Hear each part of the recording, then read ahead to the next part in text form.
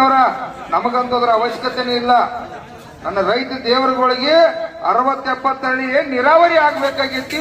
60 ವರ್ಷದ ವಂಚನೆ ಆಗ್ಯಾರು. ಈ ದೇವರುಗಳು ನೀರು ಹಾಕ್ಬೇಕು ಅಂತ ಹೇಳಿ ಇವತ್ತು ನಮ್ಮ ಪರಮ ಪೂಜ್ಯ ಶಶಿಕಾಂತ್ ಗುರುಜಿ ಎಲ್ಲಾ ಪರಮ ಪೂಜ್ಯರ ನೇತೃತ್ವದಲ್ಲಿ ಹೋರಾಟ. ಅದಕ್ಕಾಗಿ ಪೊಲೀಸ್ ಅಂತಂದ್ರೆ ಕೂಡ ಸಹಕಾರ ಮಾಡಲೇಬೇಕು. ಮಾಡತ್ತೀರಿ ನೀವು ನಿರಂತರ ಅಂತೇಳಿ ಈ ಎಲ್ಲಾ ಚಳವಳಿಯ ಸಕ್ಸಸ್ ಆಗಿರ್ತಕ್ಕಂಥ ಸಂದರ್ಭ.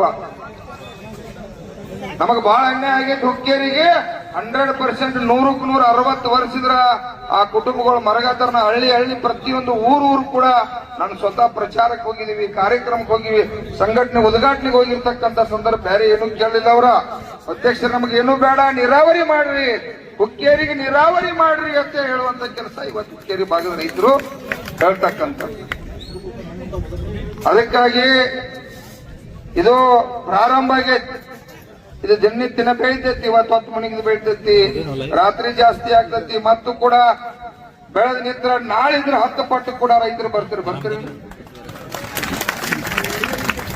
ನೀರಾವರಿ ಆಗೋ ಮಟ್ಟ ನಾವು ಗಚ್ಚಿ ಹೌದಿಲ್ಲ. ಮತ್ತ ನಮಗೂ ಒಂದು 4 ದಿವಸ ಏನಾಗ್ತೈತಿ ಆಗಿಲ್ಲ ಅನಿವಾರ್ಯ ಐತಿ.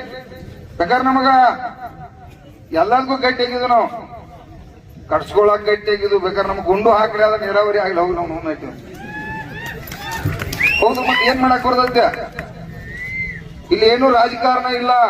ನೀರಾವರಿ ಹೋರಾಟ ಇದು ಪಕ್ಷಾತೀತ ಹೋರಾಟ, ನೀರಿಗಾಗಿ ಹೋರಾಟ, ನೀರು ಮಾತ್ರ ಹೋರಾಟ. ಇಲ್ಲೇನು ಬೇರೆ ವಿಚಾರ ಮಾತಾಡೋದು ಇಲ್ಲ ಯಾರು.